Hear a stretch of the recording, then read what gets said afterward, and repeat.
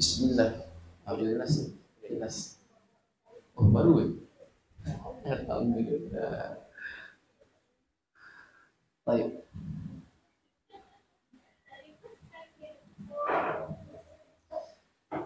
Boleh mulai? Insyaallah. Astaghfirullahalazim allazi la ilaha illa huwal hayyul qayyum wa atubu ilaih. Astaghfirullahalazim allazi la ilaha illa huwal hayyul qayyum wa atubu ilaih. Astaghfirullahalazim allazi la ilaha illa huwal hayyul qayyum wa atubu ilaih. Assalamualaikum warahmatullahi wabarakatuh.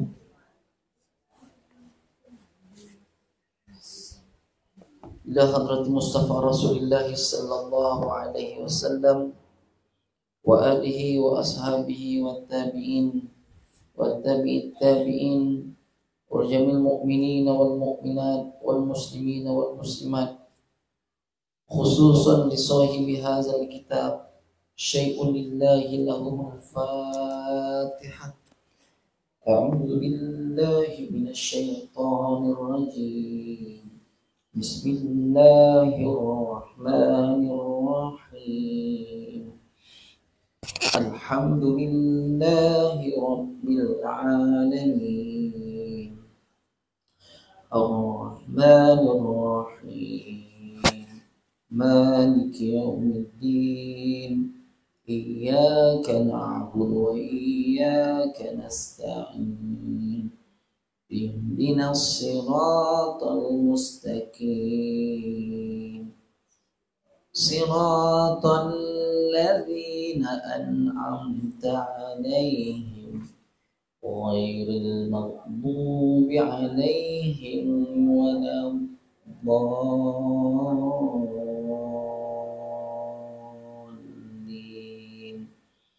Amin. A'udzu billahi as-sami'il 'alim minasy syaithanir rajim min hamzihi wa nafthihi wa nafthihi. Bismillahirrahmanirrahim. Innal hamdalillah nahmaduhu wa nasta'inuhu wa nastaghfiruh wa na'udzu billahi min shururi anfusina wa min sayyiati a'malina. Wa man yahdihillahu fala mudilla lahu wa man yudlil fala hadiya lahu. Asyhadu an la ilaha illallah wahdahu la syarika lahu wa asyhadu anna sayyidana Muhammadan abduhu wa rasuluh. Qala rabbi shrah li sadri wa yassir li amri wahlul 'uqdatam min lisani yafqahu qawli.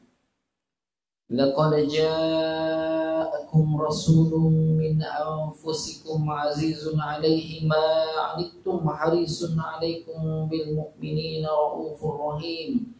Fa in tawallaw faqul hasbiyallah la ilaha illa huwa 'alaihi tawakkaltu wa huwa rabbul 'arsyil 'azim. Wa may yattaqillaha yaj'al lahu makhraja wa yarzuqhu min haitsu la yahtasib. Wa may yatawakkal 'ala Allahi fahuwa hasbuh. Innallaha balighu amrihi qad ja'ala Allahu likulli syai'in qadra. Bismillahilladzi la yadurru ma'a ismihi syai'un fil ardh wa la fis samaa' wa huwas samii'ul 'aliim. Allahumma iftah 'alaina hikmataka wanshur 'alaina min khazaini rahmatika ya arhamar rahimin. Rabbi yassir wa la tu'assir. Rabbi tamim bil khair. Rabbi zidna ilman warzuqna fahman. Rabbi ja'alna minas salihin. Allahumma faqqihna fid din wa 'allimna ta'wil. Walhamdulillahi rabbil alamin. Amin amin ya rabbal alamin. Alhamdulillah. Yang saya hormati tuan rumah, Tuan Asid serta isteri Puan Lina, Yang saya hormati para ibu-ibu, kakak-kakak, adik-adik, alhamdulillah, apa kabar semua, sihat? Alhamdulillah.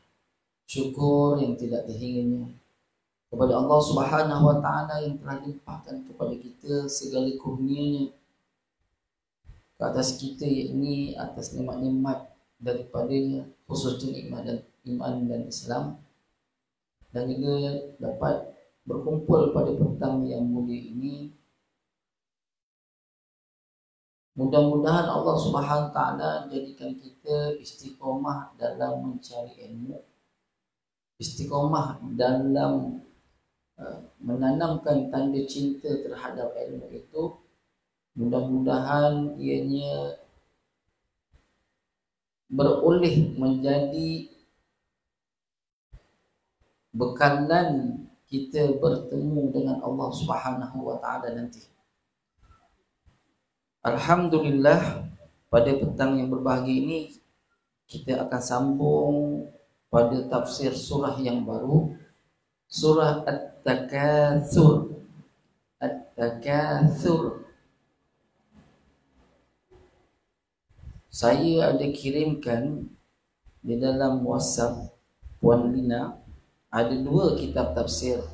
Satu namanya kitab tafsir Quran Al-Azim ataupun tafsir Ibnu Katsir. Yang kedua saya kongsikan dengan tokoh kontemporari yang terkini, yaitu kitab tafsir Al-Munir Juz'u Amma susunan Dr. Wahab Az-Zuhaili. Yaitu tafsir Munir ini fil aqidah wasyariah wal manhaj, Persatuan Ulama Malaysia, ya, kitab ini. Tapi pada tuan-tuan, itu adalah tafsir daripada Indonesia, namun isinya lebih kurang sama. Baik, bismillahirrahmanirrahim. InsyaAllah pada petang ini kita mulakan dengan surah At-Takatsur, surah yang diturunkan oleh Allah di muka bumi Mekah, yang mana surah ini mengandungi 8 ayat. Nama surah ini atau surah ini dinamakan surah At-Takatsur berdasarkan firman Allah Ta'ala yang bermaksud Alhaakumut Takatsur, bermegah-megah, yang ini yang menunjukkan kelebihan, sering melalaikan kamu. Surah At-Takatsur, surah yang ke-102, ayat yang pertama, yang bermaksud apa itu takasur? Sikap bangga diri dengan harta. Apa itu takasur? Yang bermaksud sikap bangga diri dengan harta. Ya. Cuba kita lihat, kalau pada ibu-ibu ya, boleh buka pada tafsir Al-Munir muka surat 652. Tersebut di situ yang saya bacakan tadi, ya, surah At-Takatsur ni mengandungi 8 ayat, diturunkan di Mekah, berbau maksud bermegah-megah, yang menunjukkan kelebihan, sering melalaikan kamu, disebut dalam ini. Ya, surah At-Takatsur surah 102, ikut turutan daripada ayat surah pertama sampai 114. Dia adalah surah yang ke-102 yang membawa maksud bangga diri dengan harta. Bila Allah Ta'ala sebut Alhaakumut Takatsur, mesti ada perangai kita, sikap kita begini, ya. Dia berbangga diri dengan harta. Harta saja ke? Tak. Anak-anak serta sahabat handai telah menyebabkan manusia leka dan lalai. Gitu. Jadi Allah sengaja tegur kita supaya kita ni jangan jadi seperti ini. Bangga diri, bermegah-megah, ya, dipanggil hubbul ja'ah. Salah satu dia sifat-sifat yang boleh dikatakan sebagai maksiat batin. Maksiat batin ini bermegah-megah dengan pekat perangai ini. Sebab apa dia berbangga diri? Dengan apa? Dengan hartanya. Semua orang berharta. Bila ada harta, mulalah ditunjukkan harta-hartanya. Fitnah. Boleh menjatuhkan fitnah ataupun ujian bagi orang yang melihat pada kita. Yang kedua, kita ada anak. Ada orang tak ada anak, kita megah dengan anak kita. Pula anak kita ni semuanya doktor, atau semuanya cikgu, atau semuanya kontraktor, atau semuanya menteri-menteri. Bermegah-megah dia dengan anak-anaknya. Anak saya lah dapat nombor 1 kat sekolah. Darjah 1 sampai darjah 6, semua darjah 1. Naik darjah 1, dia dapat apa? Dapat skor 6. Gitu. 1 sampai darjah 4 dapat skor 6. Manakala SPM-nya 11A+, 12A+. Dulu ada dekat Allahumma salli ala sayyidina Muhammad. Dulu pernah sedikit tergempar pelajar terpandai di Malaysia. Biasa orang ambil 11 subjek, 12 subjek, dia ambil 21 subjek. 21A sebenarnya. Dekat mana? Kat Johor. Kat mana kat Johor? Dekat Parit Raja. 21A. Gempar tuan-tuan. Kat Kelantan 11, 12, 13. 18, 19. Di Parit Raja 21A. Tapi tak naik sebab dia sekolah agama je. Sekolah agama. Sekolah Arab 21A. Tak heran ke dia. Allahu Akbar. Tapi kita ni ditegur Allah Ta'ala, ada tak perangai kita bangga dengan ini? Siapa tak bangga anak berjaya? Siapa yang tak bangga? Tapi bangga bagaimana yang Allah Ta'ala larang. Ada boleh bangga, tapi bangga yang bagaimana dibenarkan dalam Islam, bangga bagaimana yang dilarang dalam Islam. Kita lihat, nanti kita akan lihat pada tadabburnya. Kaitan surah dengan surah sebelumnya. Sebelum surah ini, kita baca At-Takasur ni, dulu kita baca Wal Asri. Surah Asr. Sebenarnya dia sebelum lagi. Surah apa dia? Surah sebelum ini iaitu surah Al-Qari'ah, yang menceritakan tentang peri dahsyatnya hari kiamat. Dahsyatnya hari kiamat. Ketika Nabi Isra' dan Mi'raj, Nabi melihat tubuh satu malaikat yang terlalu besar, daripada malaikat Jibril, besar sungguh. Namanya Israfil. Israfil ni dah tinggal tiup je, corongnya tu boleh menghancurkan seluruh cakrawala. Gitu. Habis. Cakrawala habis, semua hancur dulu. Tak ada apa-apa kalau ditiup. Dia dah siap.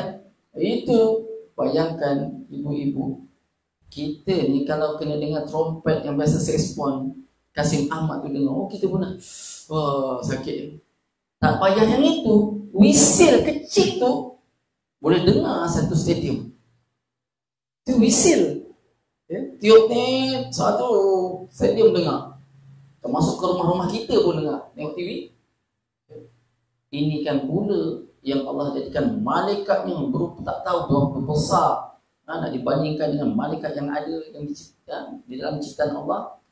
Tiupnya pun begitu besar, tinggal tiup saja. Allahu Akbar. Itu Nabi jumpa waktu Mi'rajnya. Baik. Surah Al-Qari'ah ini menceritakan tentang peridasyatnya surah hari kiamat, balasan kepada golongan yang beruntung dan cilaka. Jadi balasan kepada golongan yang beruntung di sana, dekat mana? Dekat akhirat. Ada golongan yang tidak beruntung, dipanggil golongan yang cilaka. Bahasa kasar sikit. Kalau bahasa tak kasarnya, tak beruntung lah. Ini. Sebab apa sebut cilaka? Sebab Allah sendiri ada sebut wailul lil wail, kan? Kata orang neraka wail tak? Celakalah. Ada juga disebut celaka itu dalam bahasa Arabnya tabbat. Celakalah kedua tangan Abu Lahab. Kerana Abu Lahab dan isteri, maksudnya gitu. Ada juga kalimah-kalimah bahasa Arab yang berbeza. Tetapi ada juga yang Allah lontarkan dengan kalangan wail itu ada celakalah engkau. Ya laita pun ada juga. Banyak bahasa Arab dari sudut. Tapi sengaja di situ nak bagi tahu apabila tiba hari kiamat akan terimalah balasan kepada golongan yang beruntung dan celaka. Jadi kita sebelah mana? Di dalam surah ini dinyatakan tentang punca seseorang itu dimasukkan ke dalam api neraka. Di dalam surah ini, surah apa? Surah Al-Takasur. Alhaakumut takasur. Kita panggil At-Takasur saja. Ya. Baik. Yaitu apa? Yaitu disebabkan oleh kesibukan dengan mengejar urusan dunia. Jadi dijelaskan di sini seseorang itu dimasukkan dalam neraka itu disebabkan kesibukan dengan mengejar urusan dunia dan meninggalkan urusan akhirat. Ada bukti tak? Banyak. Kadang-kadang kita pun buat juga masak-masak azan sampai lupa rupanya dah masuk azan kedua kita lupa nak sembahyang tadi. Ada juga. Ya. Ini bila berlaku? Nanti raya. Rumpanya malam raya. Maghrib ke mana? Isyak ke mana? Bagi yang uzur mungkin tak ada apa-apa. Tapi yang tak uzur ni dah tinggal dipanggil oleh kubur je pun masih lalai lagi. Ada. Masih lagi cari baju raya malam raya. Ada. Ya, tak ingat tentang pentingnya, pentingnya amalan dalam malam hari raya. Itu hari raya Ustaz. Hari biasa banyak tu ibu-ibu banyak yang berlaku. Kita ini kadang-kadang tengah jalan-jalan sonok di shopping kompleks. Tadi masuk pukul 10. Kenapa? Jam ni tak bergerak 10 lagi. Rupanya 10 malam. Ya. Maklumlah kalau kita cari barang tu kan teliti. Terutamanya orang perempuan, minta maaf. Telitinya kata orang Jawa, amin-amin jabang bayi gitu dia. 10 asal jam tak gerak, rupanya 10 malam dah. Sembahyangnya ke mana? Zuhurnya mana? Asarnya mana? Maghribnya mana? Isyak mungkin boleh lagi pukul 10 malam. Begitu. Allah ni tak sedar. Oh, saya tak nampak gitu Ustaz. Cuba semak balik dulu. Ada tak? Itu dulu. Orang perempuan akil balignya 9 tahun. Wajib dijaga sembahyang daripada usia 9 tahun. Ada juga yang 8 tahun 9 bulan. Ada juga. Kata Imam Asy-Syafi'i, setelah aku teliti dengan isteriku, dan setelah aku dapati oleh orang perempuan-perempuan, paling cepat dia akil baligh pada usia 8 tahun 9 bulan. Paling cepat. Biasanya 9 tahun tu Walid. Kadang-kadang 12 tahun baru. Ada juga. Sebab mungkin faktor kesihatan baru dia akil baligh. Begitu. Baik.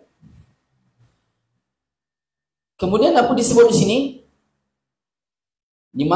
Seseorang itu dimasukkan ke dalam neraka disebabkan oleh kesibukan dan mengejar urusan dunia dan meninggalkan urusan akhirat, di samping melakukan dosa. Dia bukan saja beli-beli, mulut dia lain ke mana, mata dia ke lain ke mana, tuan-tuan. Ini urusan sibuk. Seterusnya, surah ini menegaskan bahawa segala amalan di dunia ini akan dipertanggungjawabkan di akhirat kelak. Seluruh amalan kita akan dipertanggungjawabkan oleh kita sendiri di akhirat kelak. Allah akan tanya setiap saat apa yang kamu lakukan. Masa kamu, masa mudamu, apa yang kamu buat. Sehingga dalam masa tuamu, apa yang kamu buat. Kemudian itu masa sempit pada masa lapang, usia kita muda sampai usia kita tua, kaya sebelum sempit ataupun miskin, waktu lapang sebelum waktu sempit. Ini semuanya ada berkaitannya. Kena jaga. Semuanya akan ditanya. Ustaz, kita semayang pun ditanya Allah. Tanya. Pertama yang akan ditanya di dalam kubur nanti, belum sampai akhirat, baru alam barzah dahulu. Alam barzah ini sebahagian daripada alam akhirat. Apa pertanyaan pertama? Yaitu berkaitan dengan akidah. Dia tak tanya semayang berapa sekali berapa tak. Pertama soalannya tentang akidah. Ma rabbuka, siapa Tuhanmu? Seandainya kita ni memang orang mukmin atau mukminat yang benar-benar mukmin, insya-Allah kita berjawab. Tetapi biasanya yang menjawab bukan kita. Ada hamba Allah antaranya yang menjawab ialah Al-Quran. Nak tanya aku, Tuhan dia lah Allah. Ada yang terjawabkan. Tetapi bila kita datang dengan tangan kosong atau kita balik dengan tangan kosong bertemu dengan Allah, kita sebut Allah tu tak boleh lah. Ma rabbuka. Di dalam satu hadis menyebutkan apa? Ada orang tak mampu nak jawab selama 40 tahun. Tak boleh jawab, himpit. Ceragah tulang belulang dia. Dia himpit lagi. Ma rabbuka. Tak boleh jawab. Kerana orang mukmin biasanya yang datang tu malaikat yang terlalu cantik rupanya. Harum baunya. Segak pakaiannya. Ya, cantik pakaiannya. Tengok kita tak tanya dah, sila masuk syurga. Sehingga tunggu turn untuk masuk syurga. Ada gitu ya. Kita pun tengah-tengah ambil biji tasbih nak pergi ke sana, tak sangka rupanya dah kiamat. Gitu keadaannya. Tak rasa. Tetapi seandainya apa yang berlaku pada hari ini, ibu-ibu boleh tengok dekat internet ni. Saya ada tengok seorang wanita Arab. Dia tak percaya tentang adanya azab kubur. Nanti bab ini nanti hatta zurtumul maqabir, ada cerita tentang azab kubur tu. Ibu-ibu ya, dia kata apa? Aku tak percaya ada azab kubur, aku nak tengok lah. Ya, nak tengok. Jadi dia sediakan dengan dia punya kamera, video kamera tu, dengan orang bantuan orang. Ketika ada orang tu nak meninggal tu, orang dah meninggal, dia nak masuk sekali dengan orang yang meninggal di dalam kubur tu. Masuk ke kubur, mula dibaringkan. Rupanya sebelahnya bukan orang lain, ayah dia sendiri. Perempuan ni dia pakai baju singlet. Dia tak percaya, jadi tak peduli dengan aurat ke tak aurat ke. Dia pun masuk sekali dalam kubur. Baru kayu atau papan yang ditutup di atasnya, tutup. Sehinggalah last satu kayu tutup je. Tiba-tiba seolah-olah yang ayah dia ni, dia perasan, dia baru on kan kat sini, ayahnya terbangun. Keluar ular daripada tubuh badan dia. Besar gitu. Ya. Keluar, kemudian patah balik, tiba-tiba banyak kepala ularnya. Tadi yang keluar satu kepala. Bila dia patah balik, banyaknya kepala. Dia makan. Dia digigit sini. Menjerit-jerit. Darah dia, rasa orang mati kan mana ada darah. Terpercik dengan si orang yang tak percaya, anak perempuan ni. Menjerit-jerit dia. Ya, sebab dia nampak, dia rakam, dia nampak apa yang berlaku dekat situ. Ya, ayahnya kena makan. Tiba-tiba muka ayahnya kembali pulih, dia makan lagi ular. Tak sempat lagi. Malaikat nak tanya dah kena balas dulu. Ya, tu kesan daripada tak solat.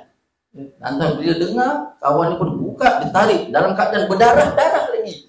Pakaiannya, batu badan dia. Ya, dia kata betul lah ada azab. Di Indonesia ada juga pemuda tak percaya. Memang dia bukan tutupkan sahaja dengan kayu, ditimbus sekali. Ada orang India pun gitu juga, tak percaya tengah azab kubur. Tiba-tiba ular besar keluar dari mana tak tahu. Ya?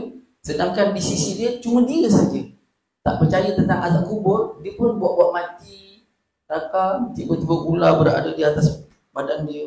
Ya? Dahsyatnya. Ya Allah, kita tengok tu ngeri sungguh. Berani sungguh ni tak mempercayai adanya azab kubur. Sedangkan kita orang beriman, perkara itu wajib kita imani tentang perkara ghaib. Ya, tentang perkara ghaib. Tak tahu, tak nampak. Kata Nabi SAW,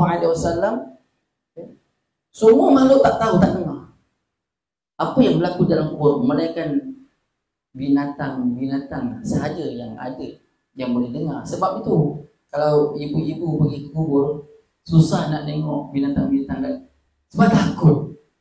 Takut. Kadang-kadang kita tengok burung-burung dia datang ke, cepat-cepat terbang. Nanti dia hinggap lagi, cepat terbang.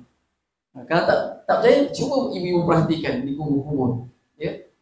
Melainkan semut dia, mana semut. Kadang-kadang dekat kita punya tiang batu nisan tu penuh dengan semut ke tu. Berlubang, tanahnya berlubang gitu.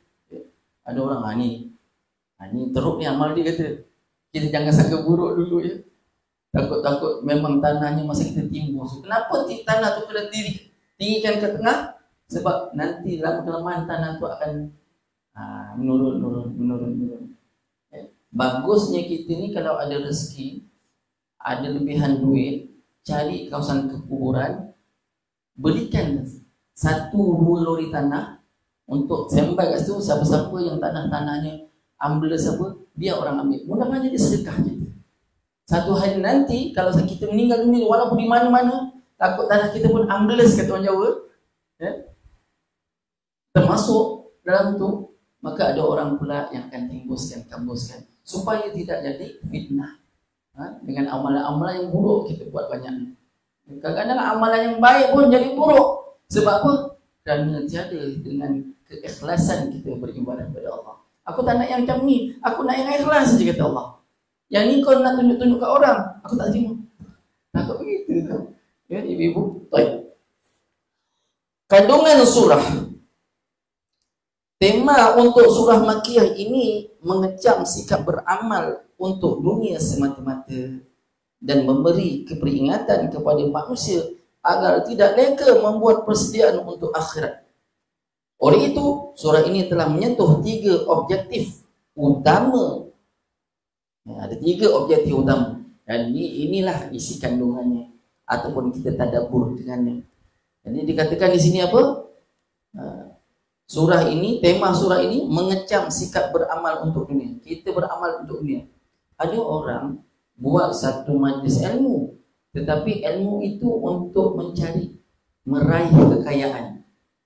Awak masuk ni, awak follow saya, awak masuk ni, saya kasih satu teori, awak buat macam ini, minta awak mudah kaya.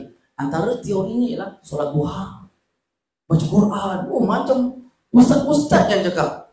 Dia kata awak amalkan ni, zikir ni, la ilaha illallah al-malikul haqqul mubin Muhammadur Rasulullah sallallahu alaihi wasallam. Antara solat sunat subuh hingga ke nak dirikan subuh, awak baca 100 kali, nescaya awak akan diberikan kekayaan Allah Taala. Gitu. Dia beramal untuk kaya. Ada tak orang macam tu? Ada. Kita masih miskin je lah, tak puas hati. Kita pun cari satu amalan untuk buat kekayaan. Ada tak macam ni? Kita follow orang yang ada amalan macam ni, kita follow lagi. Allah, Ustaz, kan harus perkara tu. Memang harus.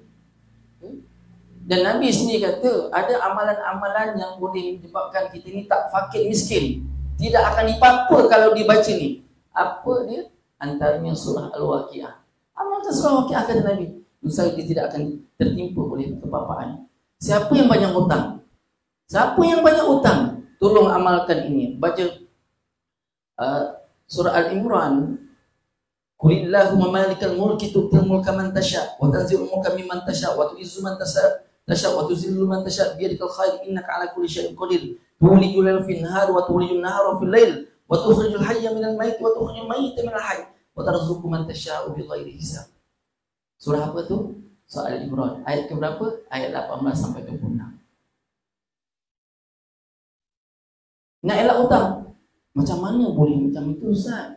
Macam mana boleh dapat? Pernah satu ketika Nabi waktu Jumaat, hari Jumaat lah, khutbah tengok-tengok, mana Muaz bin Jabal minta datang-datang. Muaz bin Jabal sampailah habis sembahyang Jumaat. Nabi pun tanya, mana sahabatku? Siapa nampak Muaz? Muaz mana Muaz? Muaz ni bukan calang-calang orang. Nabi kata dia ni boleh memberikan fatwa. Ketika zaman Nabi dia boleh keluar fatwa dia sendiri. Apa tu? Iaitu kalau kita belajar kitab usul fiqh yang disusun oleh Imam Syafi'i, ada dalil yang mana kita boleh ijma', mengikut ijma' dan mengikut qiyas. Bukan saja Al-Quran dan hadis. Seandainya Al-Quran hadis tak ada, kita boleh ijma' ikut pandangan ulama'. Pandangan ulama' pun tak ada, kita ambil perkara itu, kita kiaskan dengan apa yang ada.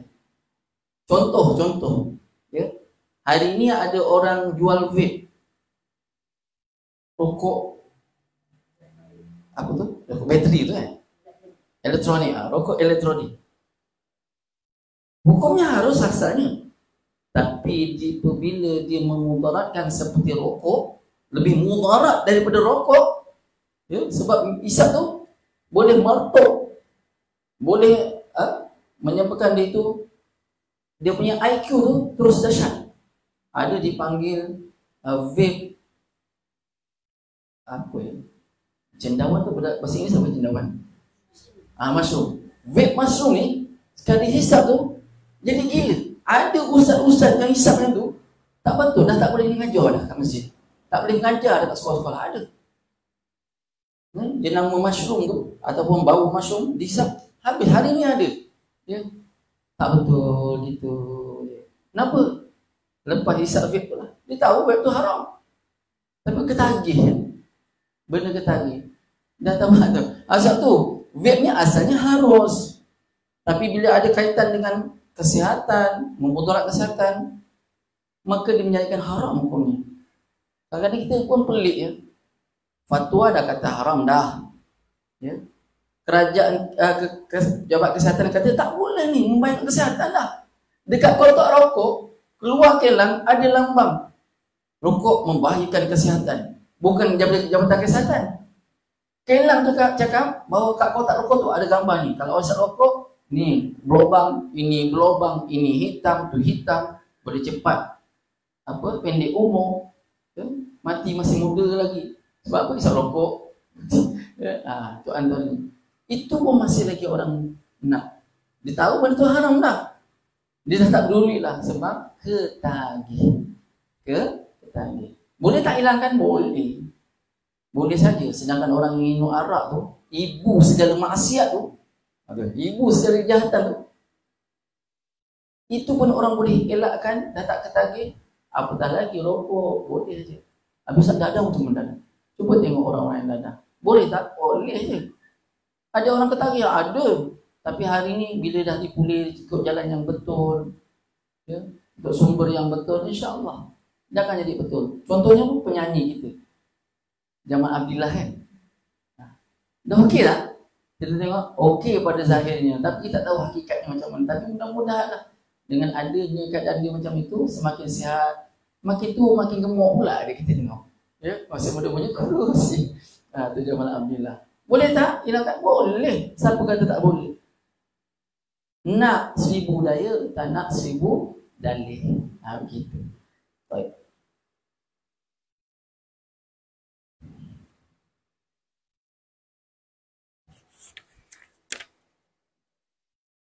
Okey, 3 perkara yang disebut. Oleh itu surah ini telah menyentuh 3 objektif. Yang pertama, menerangkan perihal kesibukan manusia meraih kelazatan dan pesona dunia serta lalai sehingga kematian menyebut tiba. Dia kata apa? Menerangkan perihal kesibukan manusia meraih kelazatan. Orang sibuk je.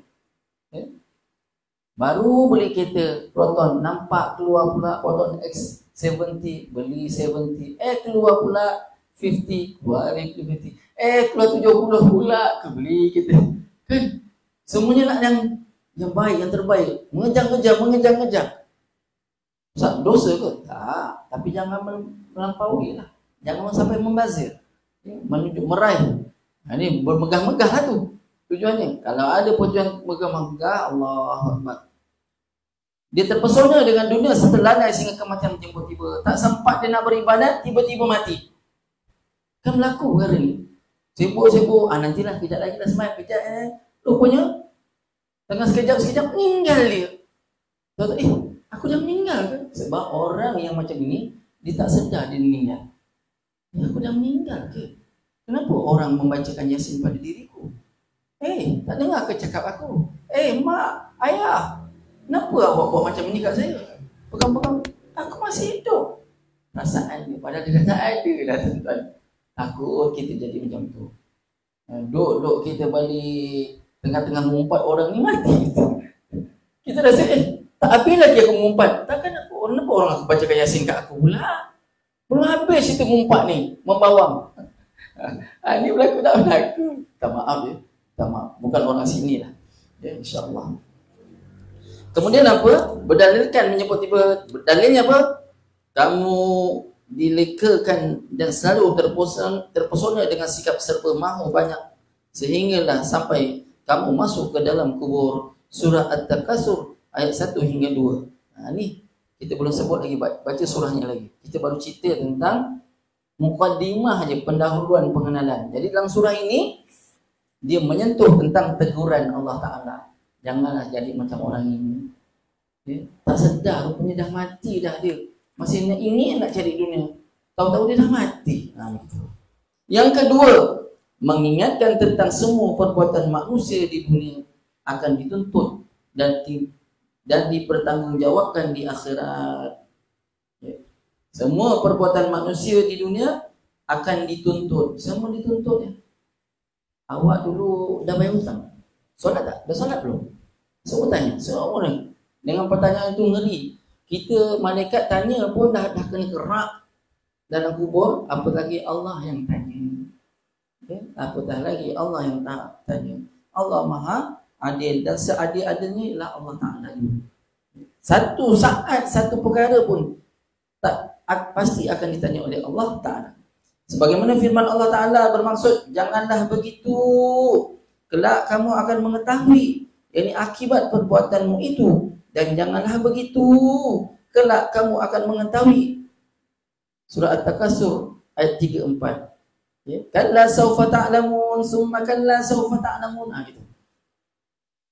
Masa itu Allah tanya satu persatu, jangan buat lagi, ingatlah tentang perkara ini. Alhamdulillah, kita yang belajar surah At-Takasur pada petang ini nampak rupanya inilah yang bakal kita akan lalui, berdepan dengan semua yang apa yang disebut di dalam surah ini.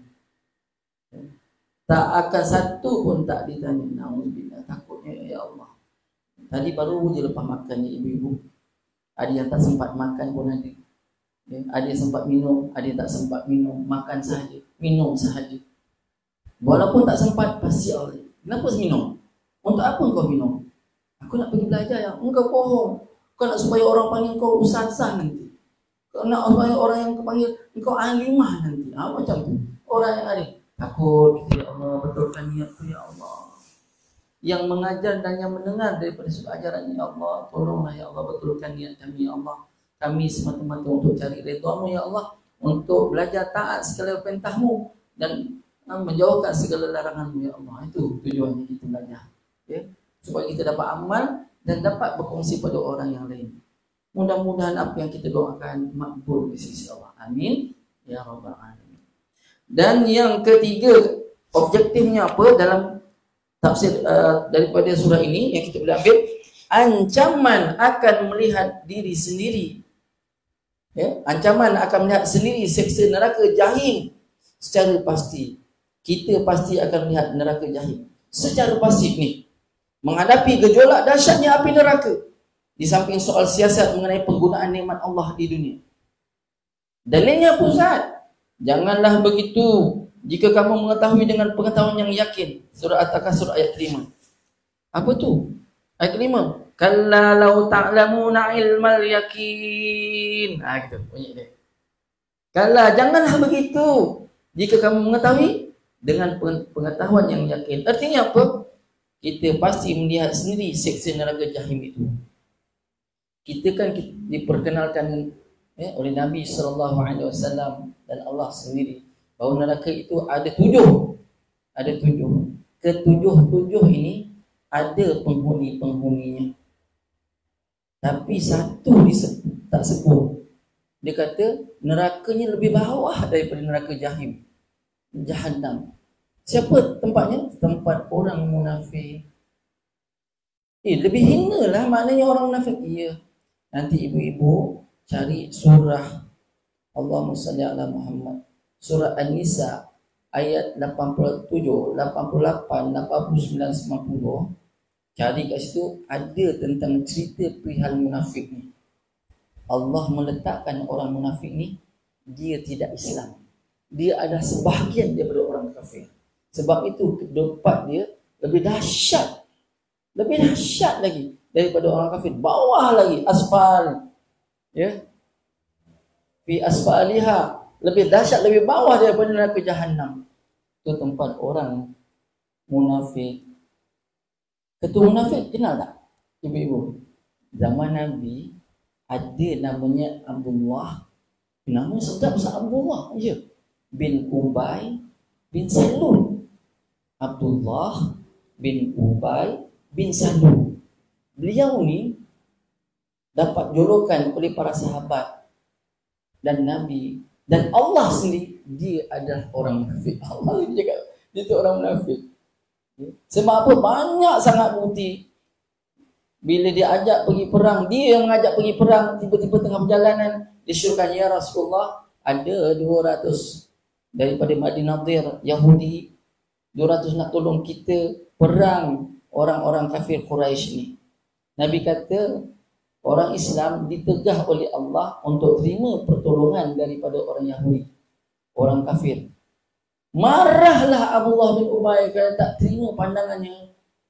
Dia lantas panggil semua yang sudi patah balik. Tak payah ikut Muhammad ni. Tak betul ni. Dia tak terima ditolong. Apalah orang macam ni tak nak ditolong. Kan ada orang macam tu kan. Tapi Allah yang menegah sebenarnya. Dia pun tak puas hati. Dia pun tarik. Ingat tarik sikit. Rupanya 300 orang daripada 1000 orang 300 tak cari orang Uhud. Dahsyat. Maka lantas setelah selesai peperangan Uhud, maka Nabi kata, mari kita bincang orang yang tarik diri ni dalam perjalanan nak pergi perang tak jadi perang. Apa kita nak buat? Maka sebahagian sahabat kata, bunuh. Sebahagian lagi tak boleh bunuh. Sebab dia orang Islam kan, mana boleh.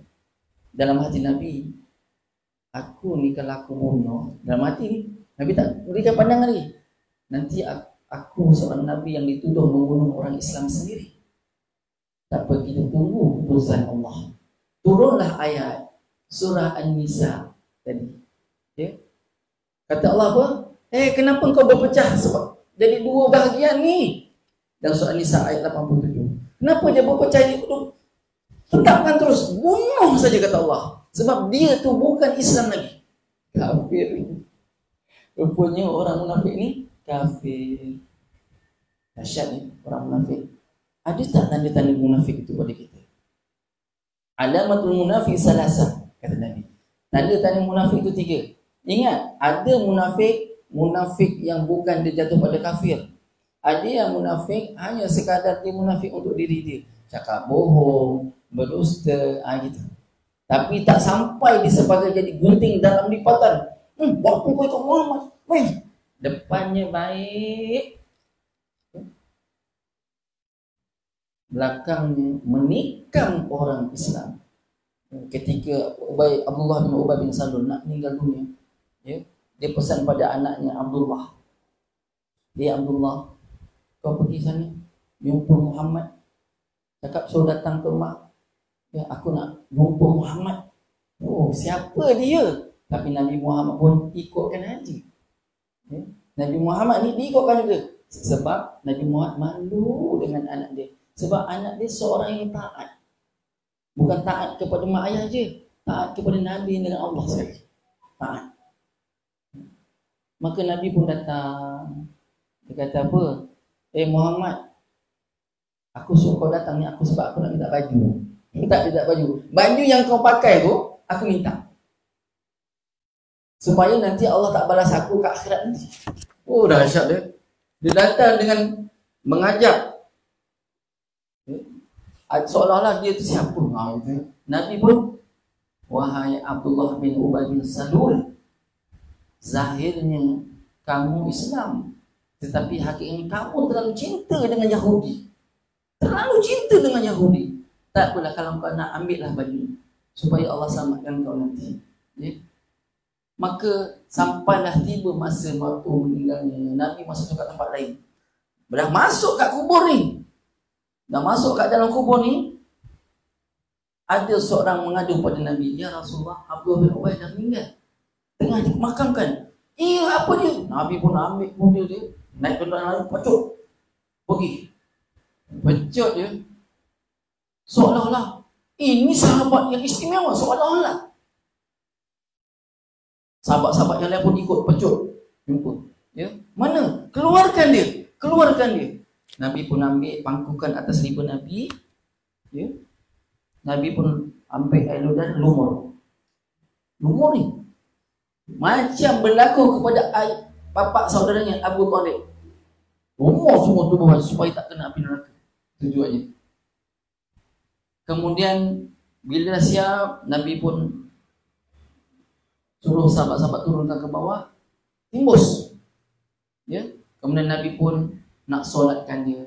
Bila tengah nak solat ni ibu-ibu, apa yang berlaku? Datang Sayyidina Umar, tahan Nabi. Ya Rasulullah, apa kau nak buat ni? Dia ni musuh Islam ya Rasulullah.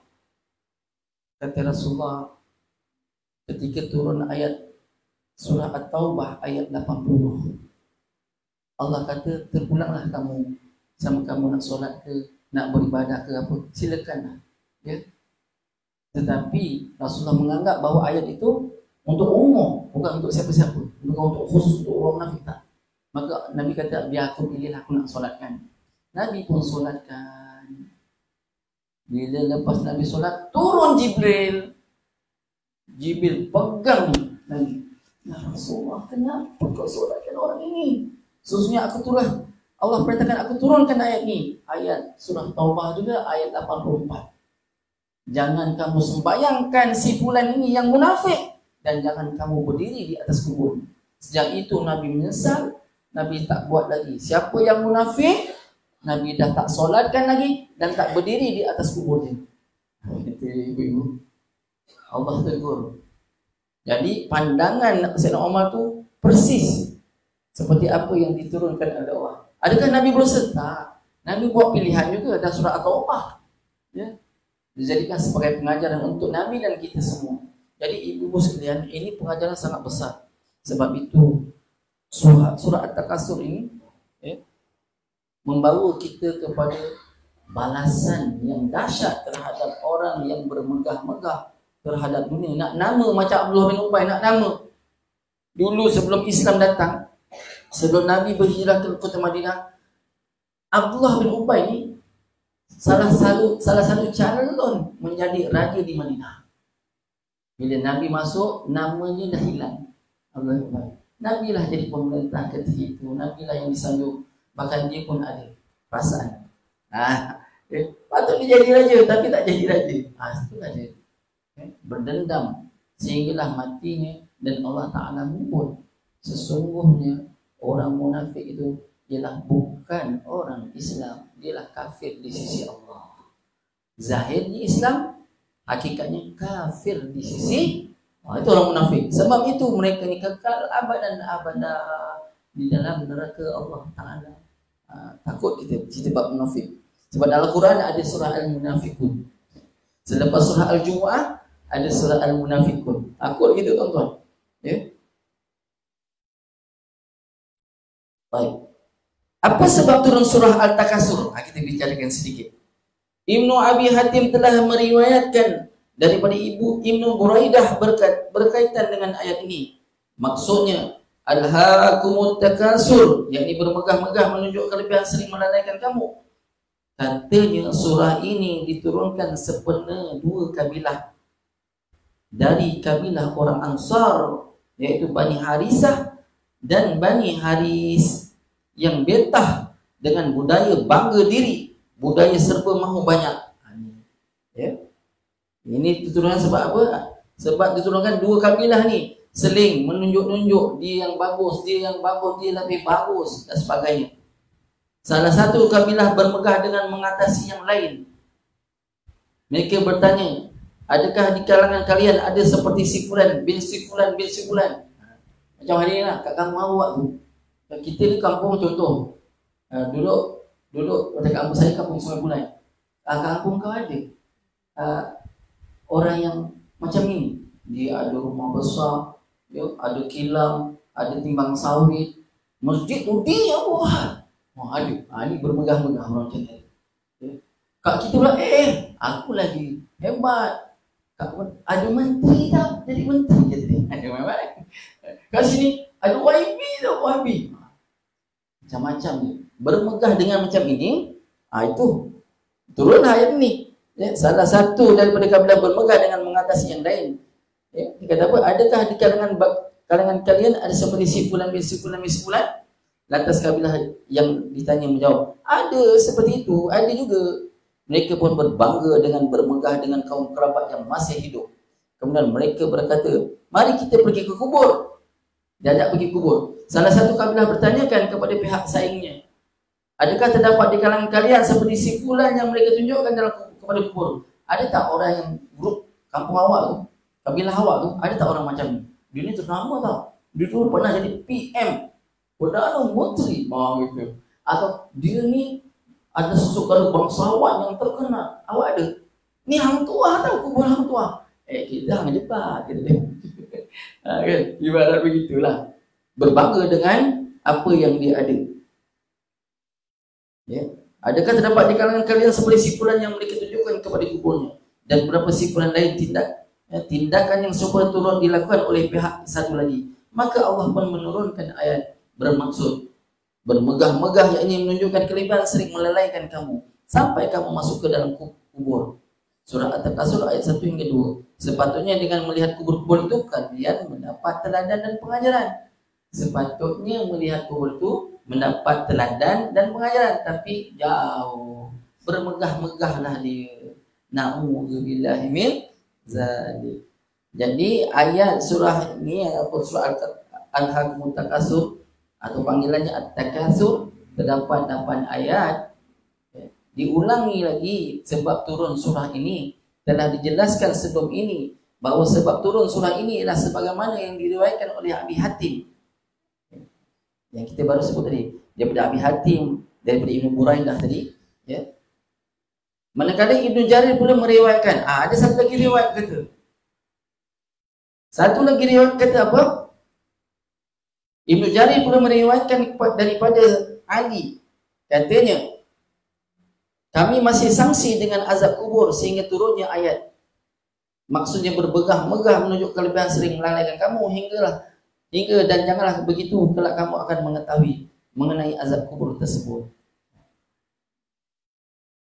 Dia kata apa? Daripada riwayat Ibnu Jarir, dia kata daripada Ali, pada zaman dia kami masih sangsi azab kubur tu macam mana gitu. Ada ke? Ada macam mana bentuk azab kubur tu? Masih tertanya-tanya. Maka turunlah ayat ini. Ya. Dia kata apa? Dan janganlah begitu, kelak kamu akan tahu azab kubur tu macam mana. Yang seperti mana saya sebut tadi, ada orang tak percaya kan tentang azab kubur. Masuk dalam kubur, ular keluar, asyik ular je keluar. Ular kecil, ular besar. Tiba-tiba ada ular kat atas dada dia sendiri. Kat Indonesia tu kan, ngeri. Di negeri China pun sama. Ya. Ada orang macam tu tak percaya tentang adanya azab kubur. Orang Cina tak percaya. Wajarlah dia. Tapi yang masalahnya orang Islam ni tak percaya ni. Orang Islam saja ke? Ni sahabat Nabi Ali namanya. Dia pun masih ragu, ada macam mana ni? Macam tertanya-tanya. Lantas Allah turunkan surah ini, namanya surah At-Takasur. Imam Ahmad, Muslim, At-Tirmizi dan Nasa'i meriwayatkan daripada Abdullah bin Asy-Syikhir, katanya, saya sampai kepada baginda sallallahu alaihi wasallam sewaktu baginda sedang membaca Al-Hakumut Takasur. Anak Adam akan berkata nanti, hartaku, adakah anda ada harta lagi selain dari yang telah anda makan? Lalu musnahlah dia atau harta yang anda pakai, lalu lusuhlah dia menjadi buruk, atau harta yang anda sedekahkan, dan itulah yang kekal. Jadi Nabi sebut ni, dia kata apa? Sampai baginda sallallahu alaihi wasallam baginda membaca surah ini, Nabi sebut apa? Anak Adam akan berkata nanti. Nanti dia akan cakap. Bila? Kat kubur ni. Hartaku. Kita meninggal je, kan kita tinggalkan harta. Hartaku. Siapa nak harta? Harta ni banyaklah. Lalu hartanya. Adakah ada harta lagi? Kata Nabi, hartaku, adakah anda ada harta? Harta apa? Harta lagi selain dari yang telah anda makan? Rupanya Nabi bagi tahu kita, harta tu apa yang dimakan itulah namanya harta. Apa yang ibu-ibu makan semalam dan tahun sebelum ini makan, itulah harta. Yang belum makan belum tentu harta kita. Mungkin harta kepada anak kita, mungkin harta kepada jiran kita, mungkin kepada fakir dan miskin. Atau ada sedang mara yang datang ke rumah kita makan harta kita. Harta kita yang sebut nama harta ni, apa yang dimakan? Semuanya yang dimakan dah habis, katanya. Harta selain dari yang telah makan, yang lain bukan harta kamu lagi. Lalu musnahlah dia, atau harta yang anda pakai, lalu lusuhlah dia. Satu lagi yang namanya harta ni yang sedang kita pakai, inilah nama harta. Yang ke almari itu belum tentu harta kita lagi. Entah milik siapa tu. Seandainya panjang umur kita tukar, itu. Yang kita pakai ni belum tentu jadi harta balik kita, kata Nabi. Dia akan tinggalkan kita lusuh. Harta itu akan tinggalkan kita balik. Ya? Tadi apa yang kita makan akan hancur. Apa yang kita pakai akan lusuh. Ya? Atau ada harta anda sedekahkan, itulah yang akan kekal. Ada juga namanya harta, apa yang disedekahkan oleh kita dipanggil harta. Banyak mana kita sedekah ibu-ibu? Banyakkah kita sedekah? Suami kalau tak kasih, kalau kita tak kerja, tak dapat, kita tak boleh bagi orang. Tapi bila suami belikan, ya, kita pun dapat duit sikit. Kita tabung, kita pun sedekahkan. Jumpa orang fakir miskin. Yang sedekahkan tu dipanggil harta kekal. Ya, harta kekal. Kita tak nampak harta kekal kita. Jarang-jarang kita gunakan harta kekal. Sebab apa? Kita jenis kedekut. Ada orang minta hantar kat depan kita gayung, tapi kat tangan dia ada emas. Cik, tolong saya, cik. Berilah sedikit yang kelebihan cik tu untuk saya makan anak beranak. Kat tangan ada emas. Jual emas kau. Sibuk nak minta-minta, jual dia dulu. Kata Nabi SAW, seandainya ada orang datang bertemu kamu dalam keadaan meminta apa saja, sedangkan dalam masa sama di tangannya ada gelang emas, dia minta apa bagi? Tak nak bagi, tolak dengan baik. Minta maaf, dek, abang ada duit tapi cukup-cukup untuk abang makan untuk hari ini. Maklumlah, kais pagi makan pagi, pagi je makan, petang tak makan malam. Gitu. Ya? Maka adik minta maaf, tolak baik-baik. Kalau dekat kedai makan kan, ada orang buka, nengok beg dah berkepuk ni, apa tu keluar duitnya, jual isu je. Nak beli silakan, tak nak beli jangan. Jangan gitu. Nanti pahala kita hilang. Ya, tak nak bagi je. Tak maaf dia, tolak dengan baik-baik. Tapi jarang berlaku macam ni. Apa yang kita buat? Oh, saya dah minta dah. Gitu. Kita itu kalau minta lagi. Mak kata kita. Tak tahu satu hari nanti, kat akhirat nanti kita lagi macam tu juga. Dia minta, mana hartaku? Yang kekal apa? Harta yang kita sedekahkan. Pastikan yang kita sedekahkan tu betul-betul ikhlas. Kalau tak pun tak jadi apa. Begitu. Kalau nak betul kekal, ikhlaskan gitu. Ya Allah, selama ni aku sedekah, aku nak orang tengok aku keluar kat TV, aku sedekah 1 juta ni, takkan orang tak pandang. Itu. Lepas tu, mudah-mudahan nanti dapat projek, dah sedekah 1 juta, dapat projek besar-besar dari kerajaan. Ini jenis macam ni ada. Nak orang simpati kat dia, lantas orang pun sokong dia beli pakaian dia, baju dia. Ada juga macam ni. Saya buat ni mesti ada. Kalau nak sedekah, sedekah. Nama itu lillah. Jangan ada hati ini terdetik hati untuk ada keuntungan yang lain. Kalau ada keuntungan, itu masih belum mukhlisin ala huti. Baik.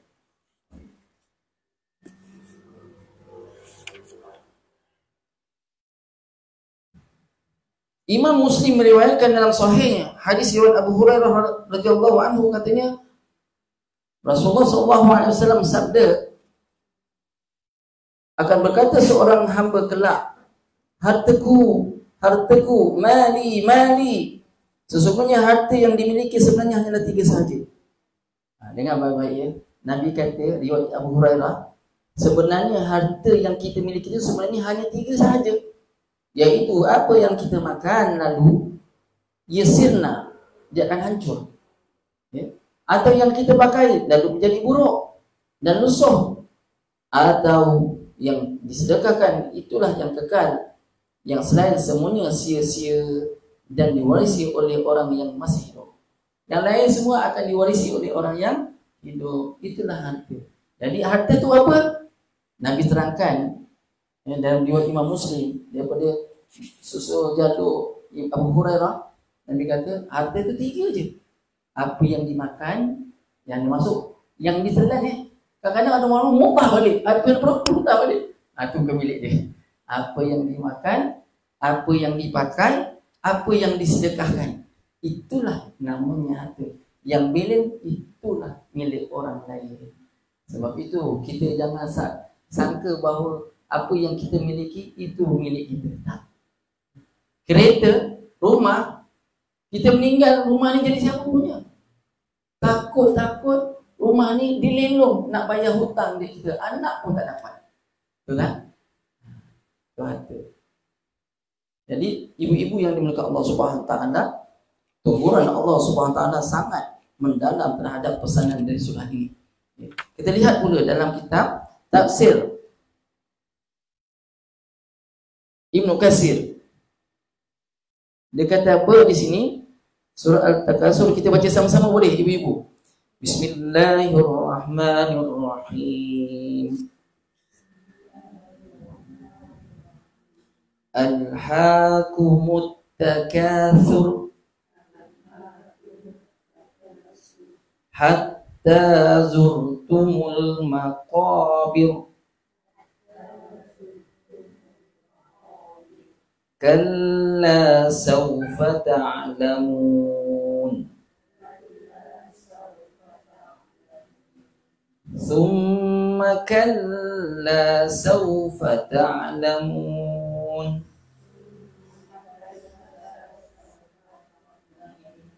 kalla law ta'lamuna 'ilmal yaqin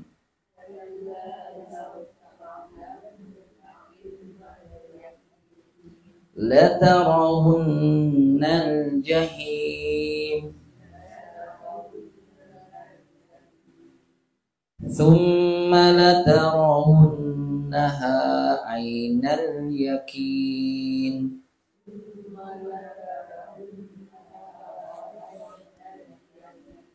thumma latus'alunna yawma idzin 'anin na'im.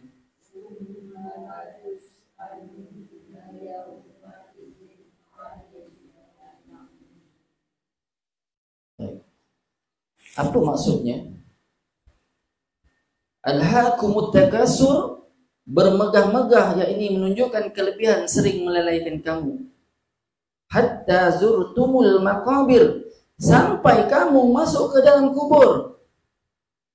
Kalla sawfa ta'lamun, janganlah begitu, kelak kamu akan mengetahui akibatnya perbuatanmu itu. Summa kalla sawfa ta'lamun, dan janganlah begitu kalau kamu akan mengetahui, yakni akibatnya perbuatanmu itu.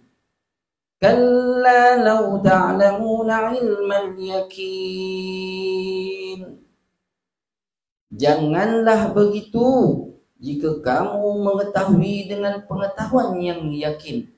Latarawunnal jahim, niscaya kamu benar-benar melihat neraka jahim. Summa latarawunnaha 'ainal yaqin, dan sesungguhnya kamu benar-benar akan melihatnya dengan ainul yakin. Thumma latus'alunna yawma idzin 'anil na'im. Kemudian kamu pasti akan ditanya pada hari itu tentang nikmat, yakni yang kamu megah-megahkan di dunia itu. Allah Subhanahu wa taala berfirman bahwasanya kalian disibukkan oleh kecintaan kalian kepada duniawi dan kesenangannya serta perhiasannya, sehingga kalian melupakan upaya kalian untuk mencari pahala akhirat dan memburunya. Ini kita dah ulang tadi awal-awal. Kita bicarakan, kita ulang lagi ibu-ibu, iaitu apa? Kita ni jangan sampai kita ni dilekakan, dilalaikan dengan apa yang sedang kita cari, sedang kita miliki. Bahkan kita tak pedulikan kepada orang lain. Kita rasa kita perlu lagi dan lagi dan lagi. Tujuannya apa? Bermegah-megah. Beritahu kau ada handphone model 15. Tak ada kan? Sekarang dah keluar 16 pula iPhone. Ya? iPhone 16. Tak ada. Rumah awak ada sendiri. Saya banglo lah. Buat apa sendiri-sendiri ni? Oh, banglo tak? Oh, banglo je. Kita lebih villa. Kita pula. Ya? Alamak ada villa. Ini begah-begah. Kita pakai kereta Persona je. Yang kata, ya baru Persona, kita Honda. Kan? Honda. Cuba tengok belakang sikit. Mas. Awak mas. Tengok belakang saya sikit. Apa dia? Porsche. Oh, Porsche lagi. Bermegah-megah masing-masing. Na'udzubillah min zalik. Jadi disebut sini apa? Jangan ada sampai kesenangan dan serta perhiasan itu menyibukkan kita, dan sekalian terus-menerus sibuk dengan urusan duniawi kalian hingga maut datang menjemput kalian dan kalian dimasukkan ke dalam kubur hingga menjadi penghuninya.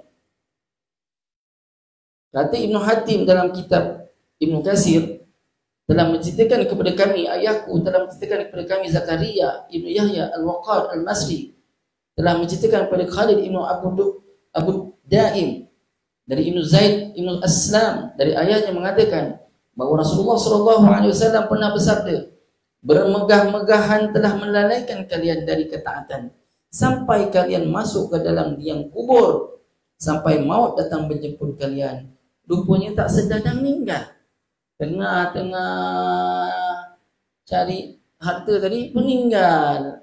Tengah-tengah kita buat kuih, buat nasi, tak sempat nak solat ni. Ya. Meninggal kita. Kita cakap, bang, tu belum siap. Rupanya masa cakap bang tu, kita tak ada rupanya. Bahaya. Ya. Yang si suami pun ketika tengah siap-siap nak hantar makanan ni, meninggal dia pula. Yang abang ni baru start kereta ni, tak sempat lagi nak tolong. Rupanya cakap tu, perasaan dia cakap dengan isteri, rupanya dia tak ada. Isteri tak dengar. Tengok suami dia, lah kok jatuh bang? Allah tengok tak? Dia tak ada. Ya Allah, tak sekejapnya. Baru je kita nak minta tolong hantar. Dia tak begitu. Takut-takut ya. Tapi kalau seandainya kita mendahulukan segala perintah Allah, ya tak apa. Yang itu kita lewat sikit sebab ini lebih utama. Begitu. Ya. Macam hari ini, ramai orang tak fikirkan tentang adanya majlis ilmu. Bila kita utamakan majlis ilmu ni, nanti rezekinya Masya Allah. Cuma nawaitunya, kita adakan majlis ilmu ni bukan nak sumber kekayaan. Bukan nak adakan ini dan itu tadi. Nak tambah luaskan lagi kita punya jajahan wilayah kita. Kita punya syarikat nak besar lagi. Silakan kalau nak nawai itu tak salah. Tapi jangan ada niat begitu. Melainkan nak mencari redha. Ya Allah, aku buat ni ya Allah. Aku kumpulkan orang ni ya Allah. Duduk kat rumahku ya Allah. Di kedaiku ya Allah. Supaya mereka ni bertambah taat dan aku juga bertambah taat padamu ya Allah. Supaya aku tidak dilalaikan. Supaya aku tidak dilupakan tentang apa yang wajib ke atasku. Begitu. Kita ni nikmat dunia ni, kata Allah SWT, kalau adalah nilai dunia ini ya, sebesar sayap nyamuk, ada nilai sebesar sayap nyamuk je, nescaya orang kafir tidak akan minum setitik air pun kalau ada nilai. Bagi Allah dunia ini tidak ada nilai. Tidak ada nilai. Kita dijadikan oleh Allah untuk dimatikan. Kita dihidupkan ni kan, tujuannya untuk dimatikan dan boleh hidup kekal abadi nanti di sana. Begitu. Dilahirkan mak kita, hidup kat dunia saja. Tujuannya apa? Allah nak matikan balik. Tapi ingat, sebelum dimatikan, bekalan kasih cukup. Pegang betul-betul, kemas-kemas, bawa yang baik-baik. Untuk apa? Nanti bila Allah matikan, ya, hidup semula di alam sana, kekal abadi. Tujuannya untuk di sana, bukan di sini. Kita baru ada satu pelayaran. Pelayaran kita ni banyak lagi nak melayar-layar lagi. Nanti lepas baik dunia, insyaAllah kubur lepas, mahsyar lepas, hisab, mizan, sirat. Sebelum nak masuk syurga tu, ada dua laluan. Sirat nanti nak bawa depan pintu saja ke, atau nak pergi ke sana pula ke, begitu. Berbagai-bagai laluan. Ya, dikatakan lebih 8 hingga 12 laluan di alam kubur nanti lalu masuk syurga, mesti melepas ini laluan ni. Ada orang semasa ditiup sangkakala sekali lagi bangkit, dikumpulkan. Masa kumpulkan orang ni di padang mahsyar ni lama. Tak selama hidup kita. 63 tahun tak, lebih lama lagi. Sebab nak kumpulkan seorang. Ini kaum ini kaum ini umat ini umat ini. Kumpul. Dah cukup kumpul ni, dah terlalu lama, masih tunggu lagi, apa lagi nak tunggu. Kita pula jenis, kalau kat masa kat dunia tu, tunggu sekejap, yang tinggal lah. Ya, gitu. Kalau seorang suami tengok si isteri pula kaki solid, 2 jam lamanya. Ya. Dulu manis, lepas kahwin pahit je bunyinya. Ya, itu. Ya. Solidnya lama, apanya lama. Tapi sekarang terbalik. Isteri cincai-cincai, jom bang, ambil tudung sampai mok gitu jalan. Baju keluar. Si suami pula kejap abang sakit perut kejap. Abang sakit perut, abang nak rehat kejap. Abang nak sampai kejap. Ada je. Leceh pergi sendiri. Begitu kan dari tu. Terbalik. Ya. Suami pula nak tengok cermin. Dan sikit, berminyak lagi. Tapi pasal kan terbalik zaman sekarang. Ada tak? Ada. Rata-ratanya dah terbalik dah tuan-tuan ya. Ibu-ibu ya. Baik. Jadi ibu-ibu yang dikat Allah SWT, orang-orang seperti itu, apa yang berlaku pada janji-janji yang Allah janjikan tu, kalau tak dapat ditunaikan, na'udzubillah min zalik.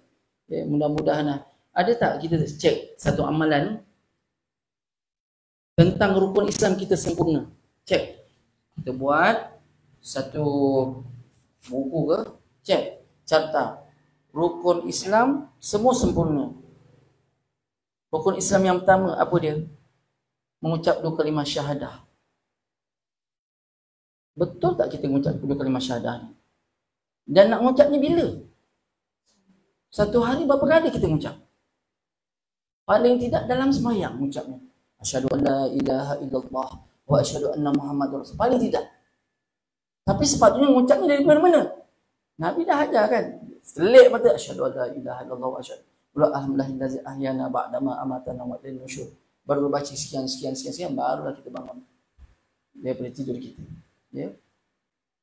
Nak masuk tandas ada bacanya lagi. Masuk dalam tandas ada zikirnya lagi. Ketika cebok, membasuh, bilas, semuanya. Nak mandi ada niatnya.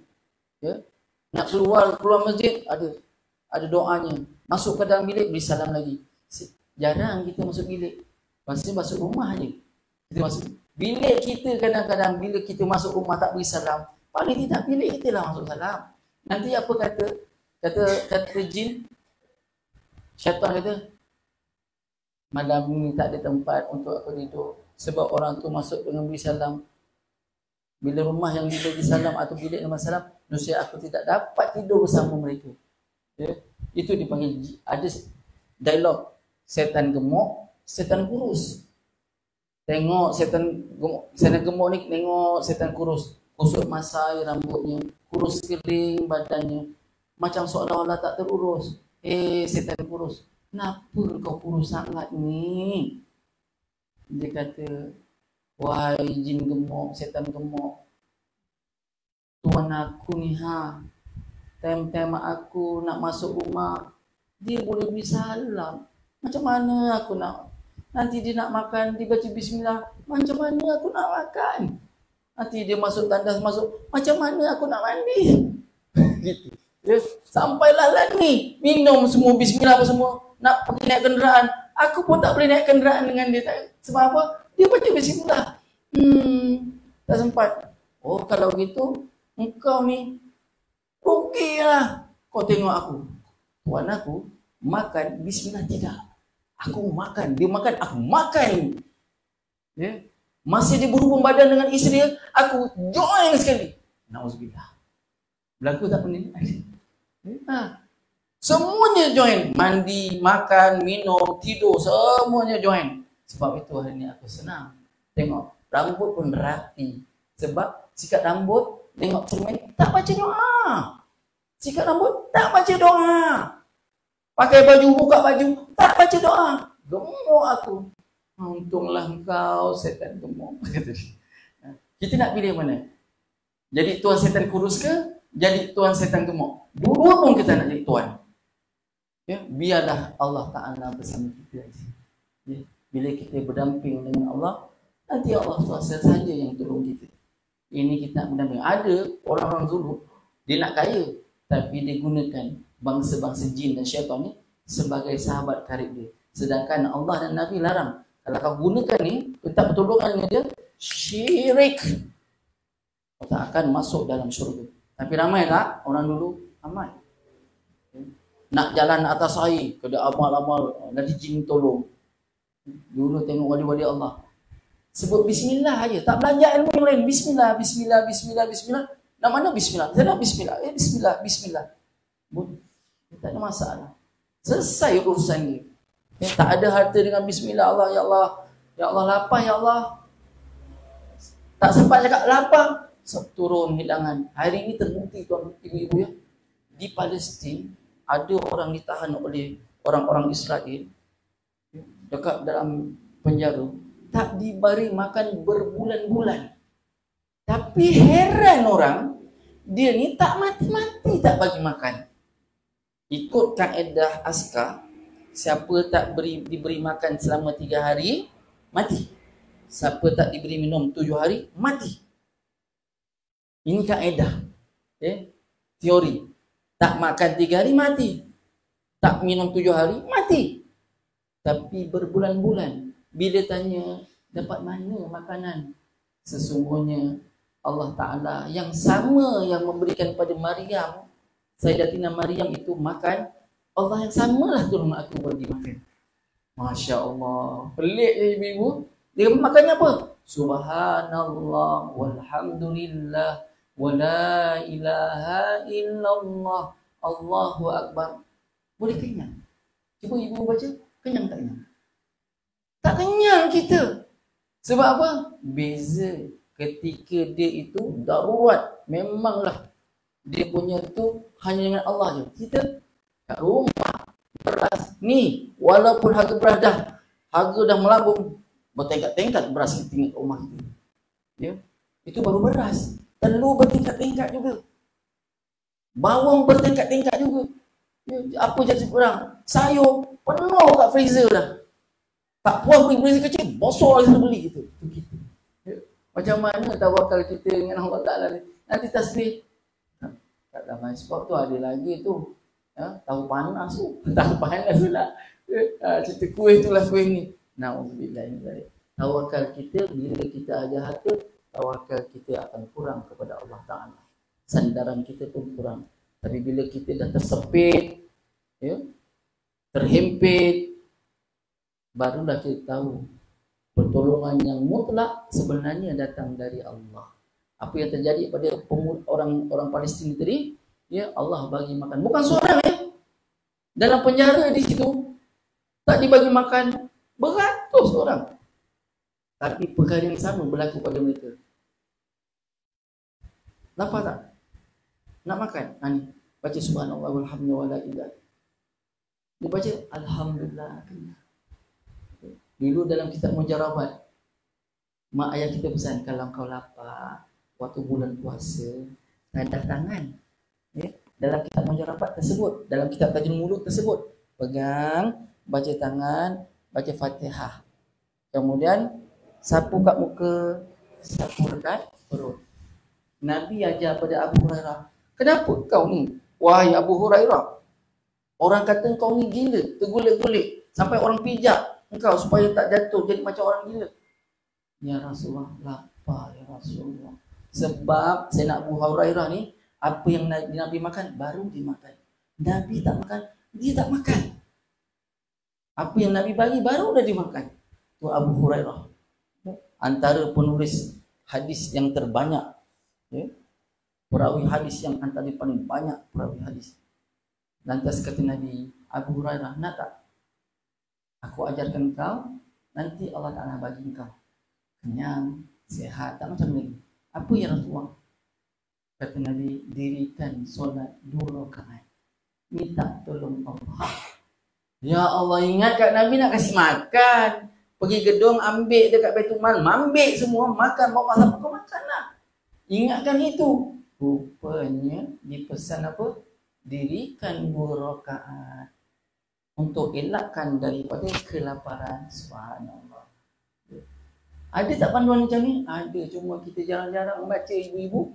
Ya. Pernah tak buat itu? Lapar lah, anak-anak balik sekolah. Mak lapar, ayah lapar. 2 rakaat. Ada pun itu? Ada.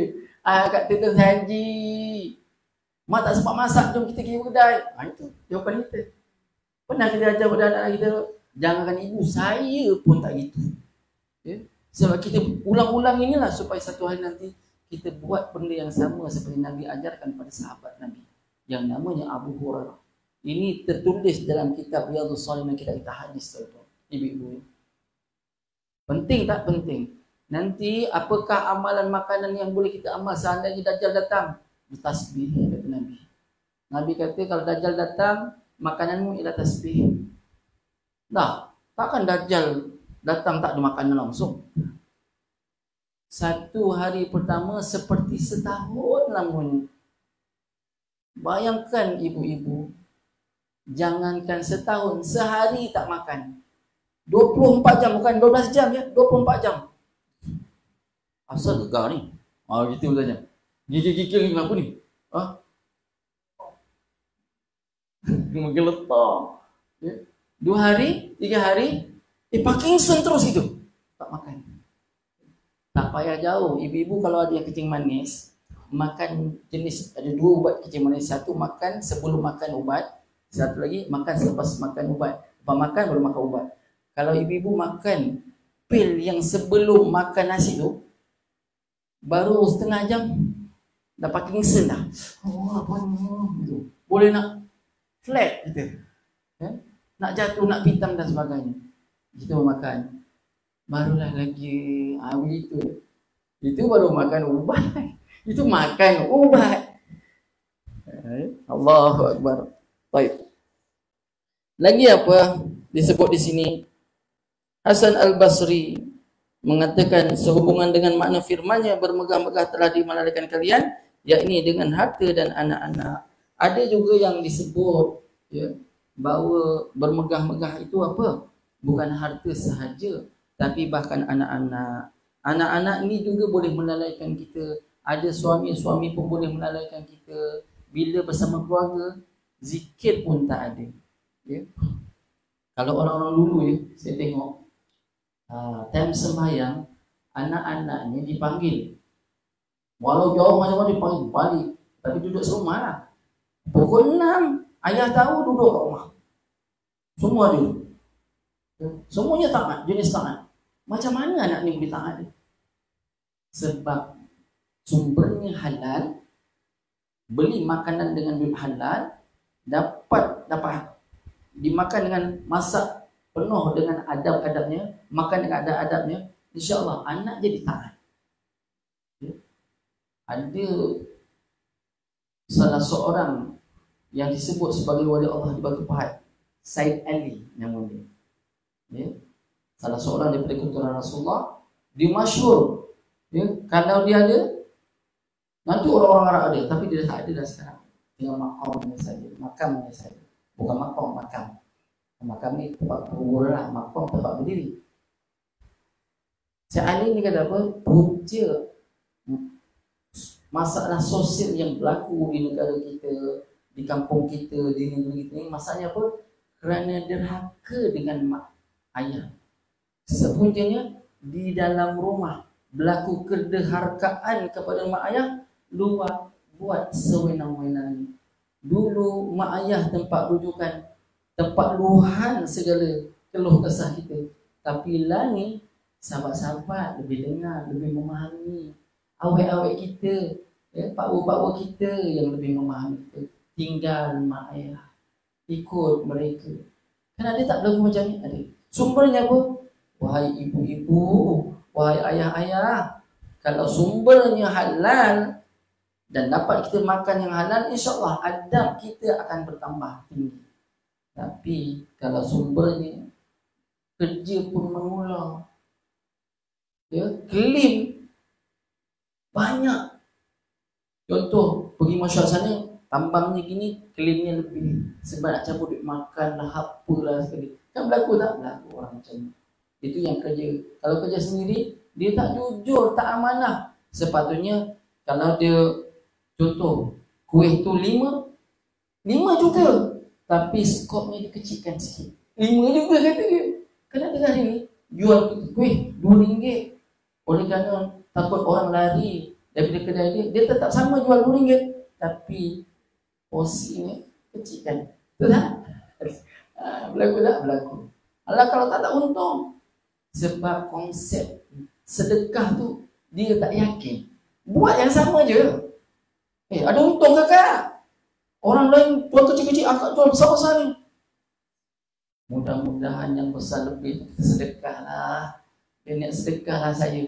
Betul tak sedekah? Subhanallah. Percaya atau tidak, orang yang sedekah lebih maju daripada orang itu. Begitu konsepnya. Okay? Makin kita banyak keluar, menyukakan hati orang, orang pun tak dendam kita, suka dengan kita, pelanggan kita nanti lebih ramai. Bolehlah orang yang kata tu, dipasang apa-apa ni, mesti ada jin bertinggi dan sebagainya. Ini banyak berlaku. Akhirnya tuduhan, ya, mulalah sihir menyihir, ilmu hitam dan sebagainya. Kita pun yang tak tahu apa-apa pun kita tetap sedekah, terkena juga. Orang baik ni selalu kena, dia teraniaya. Maka apa benteng dia? Doa. Doa silahul mukmin. Doa itu merupakan senjata bagi orang mukmin. Ibu-ibu rasa gelisah tengok anak-anak hari ini, ya, terlalu kerap dengan handphone, makan handphone, tidur handphone, cakap handphone, panggil handphone, mesti handphone. Apa ada apa? Itu pun nak jawab 10 kali. Selepas 10 kali panggil mak, Isyam. Mak berapa? Ya, mak ada. Ibu ada apa mak? Dia ngadap mak dengan yang hendak esok lebih lama yang esok. Kalau ada anak ketagih ni, ibu-ibu baru-baru ni viral. Ya, viral dekat internet. Dia kata apa? Ada di data anak dia ni kecanduan handphone. Tak boleh nak tinggal handphone ni. Bila ambil dia nangis, letak senyap. Ambil nangis, letak senyap. Lepas tu datang jumpa ustaz kat Indonesia tu. Ustaz tu pun payahkan. Dia kata, senang aja ni, kata dia. Senang aja nak ubat yang macam ni. Suami kecanduan handphone ke? Isteri kecanduan handphone ke? Anak kecanduan handphone ke? Ni, kita baringkan dia. Ambil handphone dia. Kita bacakan daripada atas tu.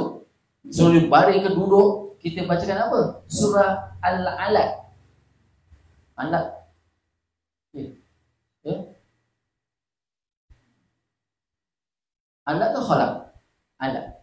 Iqra, daripada bismillah. Bismillahirrahmanirrahim. Iqra bismi rabbikal ladzi khalaq. Khalaqal insana min 'alaq.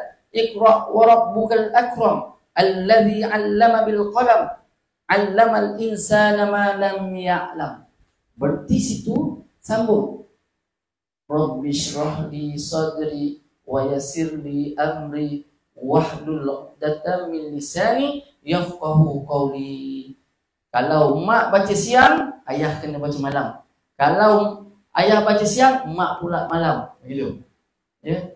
Satu hari paling tidak 2 kali. Paling tidak baca kakak anak. Insya-Allah. Nanti anak saya tengok ya dekat tu dia buat, anak tu terus diam je. Dah tak nangis. Dah tak nangis lagi dah. Bila dia ambil handphone tak ada. Dan dia biarkan saja. Ya, mudah-mudahan amalan ini kita boleh kongsi sama-sama. Surah apa tadi? Surah Al-Alaq ayat 1 sampai 5. Surah yang Nabi kena peluk dekat Gua Hira tu kan. Dengan Rabbi shrahli sadri wa yassirli amri wahlul 'uqdatam min lisani yafqahu qawli. Itu saja. Amalkan. Nanti dengan kita pun dah tak je. Itu. Agak orang lain semua dah jadi baik, kita tak baik-baik, kita baca untuk kita. Boleh ni pun. Masya-Allah. Allahu Akbar.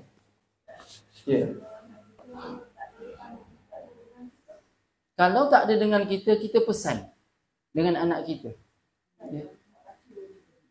Okey, time tak telefon, nak, boleh kau dengar kejap tak? Pun boleh tu. Kan sekarang anak kan video call. Ibu dapat satu lah amalan, tapi awak dengar dululah amalan apa ni. Ya, ibu nak bacakan dulu. Ibu baca ayat 1 sampai 5, kemudian bacakan, ya Allah, apa yang Ustaz Ishak cakap, itu apa itu, mudah-mudahan kau berkatilah ya Allah. Bukan surah ini yang menjadikan dia baik, tak, tetapi dengan berkat bacaan surah inilah, mudah-mudahan dengan kelebihan surah ini engkau yang sembuhkan ya Allah. Sebenarnya kita gunakan ayat Quran tu untuk Allah tolong kita. Ya? Jangan salah niat je. Nanti kalau kita baca sesuatu tu kerana ayat inilah aku baca baik, nawaitunya salah.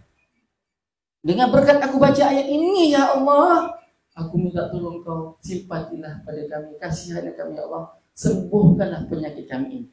Boleh tu? Jadi nawaitunya kena betul.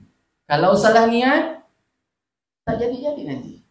Tapi kalau dengan berkat bacaan ni, ya Allah, kau sembuhkanlah ya Allah. InsyaAllah Allah sembuhkan. Sebab nawaitu kita betul, cara kita betul, barulah Allah tolong. Macam apa yang lepas, ada orang tanya, Ustaz, macam mana ni orang ni bila kita baca ayat kursi tak baik-baik daripada histeria dia. Boleh dia cakap kat kita ni tak gerak pun, macam mana nak keluarkan aku? Kau baca ayat kursi 40,000 kali tak gerak. Betulkan balik, ya Allah, dulu aku sandarkan baca ayat kursi yang sembuhkan. Salah ya Allah. Orang dia solat 2 rakaat surat Taubat, kemudian dia pun ulang balik, dia baca apa? Dia bukan baca ayat kursi, dia baca tabat je. Bismillahirrahmanirrahim. Tabat. Oh, mana keluar. Kan balik. Betulkan nawaitunya, insya-Allah. Sesungguhnya Allah jua yang tolong. Ini kan perkataan Allah, kan Allah kan? Mesti berkaitan dengan Allah. Ya. Tapi semuanya kembali pada Allah. Jadi dengan cara betul, nanti baru dapat pertolongan daripada Allah dengan betul. Ini kita sandarkan. Kenapa ya anak kita bila baca ni makin nakal lah dia lah. Ustaz, makin baca makin nakal. Rupanya nawaitu kita salah. Jadi niat kita belajar lah. Niat masa belajar itu apa? Nak cari kekayaan ke? Nak megah ke? Supaya orang panggil kita ustaz ke? Ustazah ke? Atau kita nak dapat duit banyak, ngajar orang atau belajar dia dapat duit? Sangat. Sebab apa dapat duit? Nanti pergi belajar ni, ada geng yang kaya ni, kasih projek-projek dengan kita. Kaya kita. Ada orang belajar macam tu. Ya. Maka kalau nawaitu ada macam itu, tolong pulihkan. Takut nanti, kata Imam Ghazali dalam kitab Bidayatul Hidayah, orang yang ada tujuan ni Kalau dia tak bertaubat, matinya dalam keadaan su'ul khatimah, buruk. Nawai itu tak betul, walaupun nak jadi ustaz apa? Begitu. Kalau nawai itu tak betul, jadi tak betul lah dia. Ya. Baik.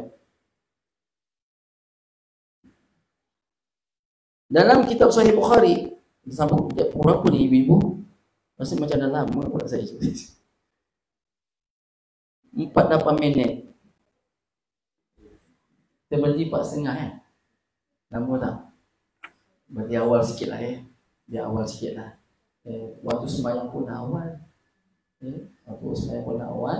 Tak apalah kita berhenti awal. Mudah-mudahan yang sedikit ini boleh mendapat berkat dunia akhirat. Boleh ibu-ibu? Saya habiskan satu saja yang berkaitan dengan disebut di dalam kitab Sahih Bukhari dalam bab raqa'iq.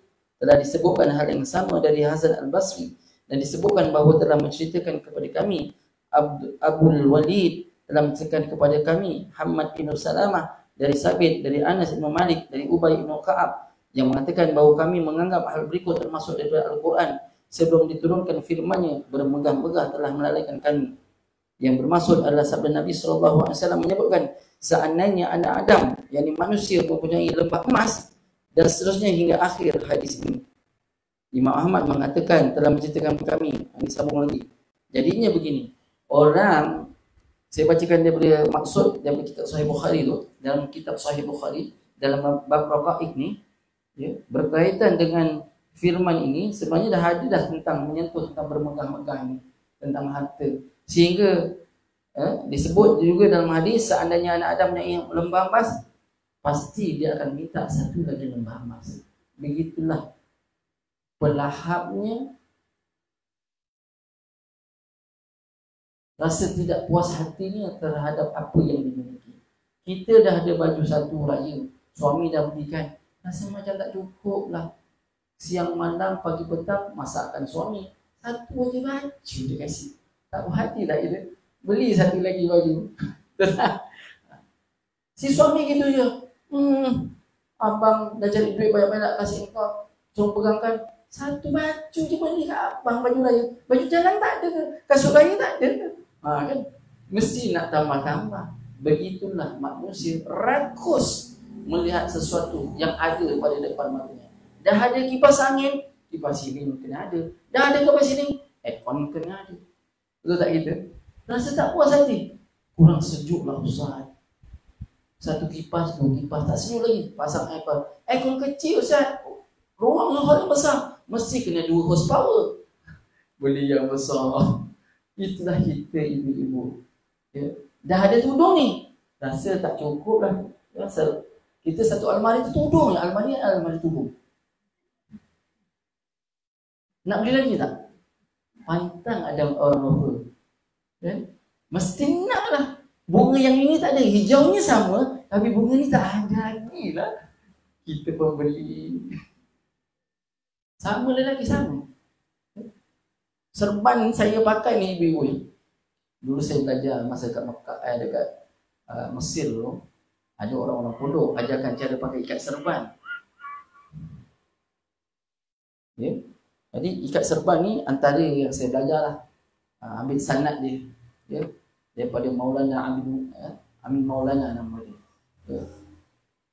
Kemudian daripada Ustaz Husin di Pondok Panti Pulau Pinang, ambil ijazah dekat Sungai Petani, ambil ijazah dekat Kelantan, ambil ijazah pakai serban.